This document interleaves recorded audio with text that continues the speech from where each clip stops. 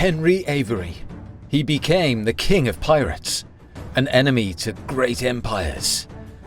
And then he vanished into thin air. Has this more than 300-year-old mystery finally been solved?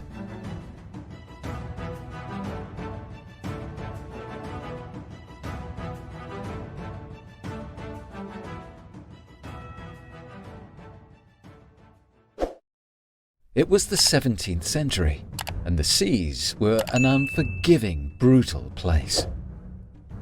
The age of sail had given birth to countless legends, but none were as enigmatic or as audacious as Henry Avery.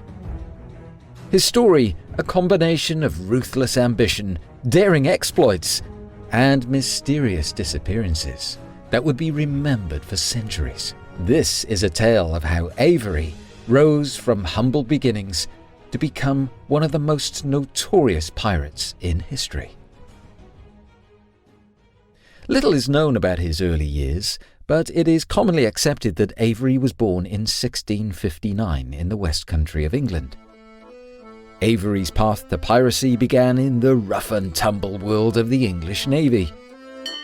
He sailed on various merchant and naval ships, gaining experience in the ways of seamanship, and crucially, the art of survival in hostile waters. But a life of routine and respect for authority was not to be his destiny. Avery's restlessness grew. The British Empire's struggle for power in the New World, along with its expansion into the Indian Ocean, became the backdrop against which Avery's true story began to unfold. It wasn't long before Avery found himself on the privateering ship Charles II. But due to a delay in crew wages, the sailors mutinied, and the vessel was renamed the Fancy. By 1694, as he sailed from the Caribbean to the Indian Ocean, Avery had already tasted the bitter fruit of piracy, robbing merchant ships, challenging authority, and living a life far from the constraints of the law. But he wasn't satisfied with just a life of small-time plunder. Oh no. In the summer of 1695, Avery and his crew found themselves in the middle of a far grander opportunity. The time had come to strike not just at merchant ships, but at one of the richest prizes imaginable. An armed treasure ship laden with wealth. The Ganges Sawai, a Mughal emperor's vessel, was no ordinary target. This was a heavily guarded ship, filled with jewels, gold, and spices that were beyond the wildest dreams of any pirate. It was said to have been carrying riches for the Emperor of India himself. It was a symbol of imperial power, a symbol that Avery had set his sights on. Avery was a man of patience and strategy. He knew that capturing such a ship was no simple feat. With a crew of around 150 men, he set his sights on a ship that was far superior in both size and strength. But Avery's talent as a pirate was his ability to turn the odds in his favour. As the Fancy approached the Ganges Sawai, near the coast of the island of Malabar, it was clear that Avery was no ordinary pirate. He'd anticipated the strength of the Mughal ship, calculating exactly when to strike. With an ambush as swift and precise as it was brutal, Avery's men boarded the mighty vessel. What followed was a fierce battle that lasted for hours, a bloody, desperate clash of wills and weapons. When it was over, Henry Avery emerged victorious, and the Ganges Sawai, the legendary treasure ship, had been captured. Avery had not only stolen a fortune that would be the envy of kings, but he had done something even more dangerous. He had struck a blow against one of the greatest empires in the world. The aftermath of the Ganges Sawai capture sent shockwaves throughout the British Empire, the Mughal Empire, and the pirate-infested waters of the Indian Ocean. Henry Avery had become something far greater than a mere pirate. He'd become a legend, a king of the seas. The treasure he seized, said to be worth over 300,000, which was a fortune in that era, was a king's ransom. Some accounts suggest that Avery's share alone was enough to make him one of the richest men in the world. But with fortune came notoriety.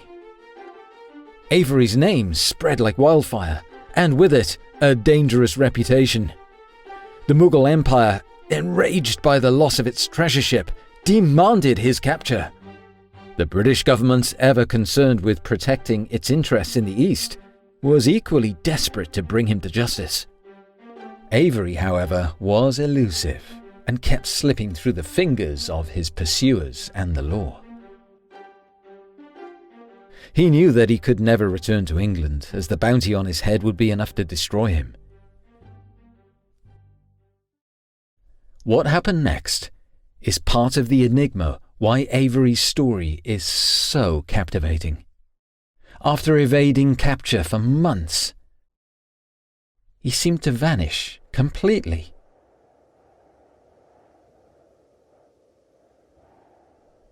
Some say that Avery and his men divided their treasure and retreated to distant, remote corners of the world.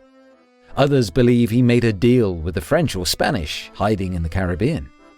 There were rumours that Avery had changed his name, settled in the Americas, or even returned to England under a new identity, a man so rich and powerful, he was untouchable.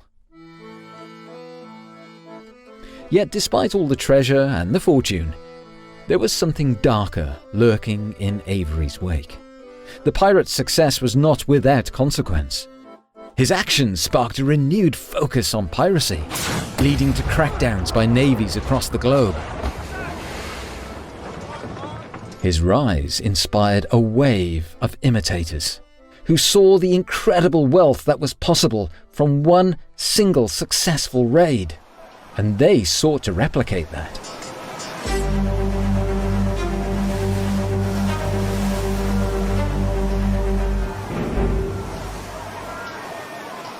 Henry Avery just vanished, and he was soon to become a figure wrapped in mystery. What had happened to him after the Ganges Sawai incident?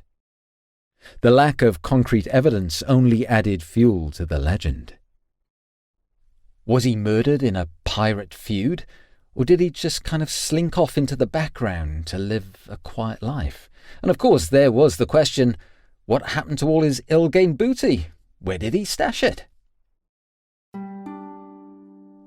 And then in April 2024, the book, The Pirate King, The Strange Adventures of Henry Avery and the Birth of the Golden Age of Piracy, was published. Written by two shipwreck explorers, Dr. Sean Kingsley and Rex Cowan, they claim to have finally solved this centuries-old mystery. Apparently, the Pirate King had entered the service of the King of England, William III, as a spy. They claimed that Avery began operating within a tangled web of royal espionage, conspiracy and subterfuge.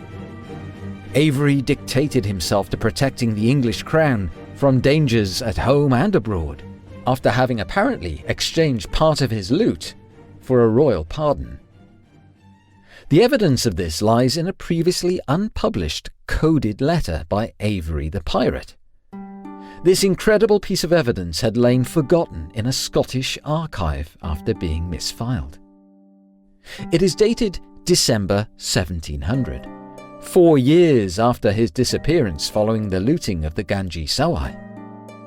Kingsley and Cowan discovered that the letter links Avery with one of the first great spy rings, and it's believed to have included Daniel Defoe, none other than the Robinson Crusoe author, and Thomas Tennyson, who was the Archbishop of Canterbury, no less. United, these three figures had sworn to protect Protestant England from the threat of popery. In other words, the Catholic Church, that was sitting just across the Channel in France. The amazing thing is that half of the letter could not be read. because it had appeared to be written in numeric code. Numeric code? How cool is that? Only British diplomats and spies would have been communicating to each other like that back then. And before publishing the book, the researchers had spent years to decipher this incredible letter, using experts who even worked for the CIA. But alas, to no avail. The letter noted that a reply was to be addressed to a post house in Falmouth, Cornwall. And in 1700, Falmouth was the very port where all package ships would sail from. Which kind of makes sense if you want to be in a place to influence and intercept and stop threats. It's the very place you want to be, right? Kingsley and Cowan also discovered that at the time, Daniel Defoe was living in Cornwall, posing as a shipwreck treasure diver named Claude Goulot.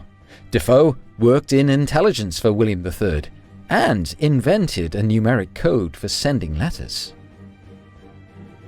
The letter's recipient was a certain Reverend James Richardson in Orange Street, London. Research reveals that it was the address of the capital's first public lending library, set up by Tennyson with Richardson as librarian. The address is so obscure, it is among several features that reassured Kingsley and Cowan that the letter is authentic. No scammer would know to address a bogus letter there. Henry Avery was the pirate who dared to challenge the might of empires. The man who seized a fortune that could have bought the loyalty of kings. And until very recently, the mystery around his disappearance had endured for centuries. In the end, Avery's legend is not just about piracy and all its trappings, treasure and bloodshed. It's about a man who used his wealth for clemency and became one of the first heroes of British espionage. In other words, he went from being Jack Sparrow to James Bond.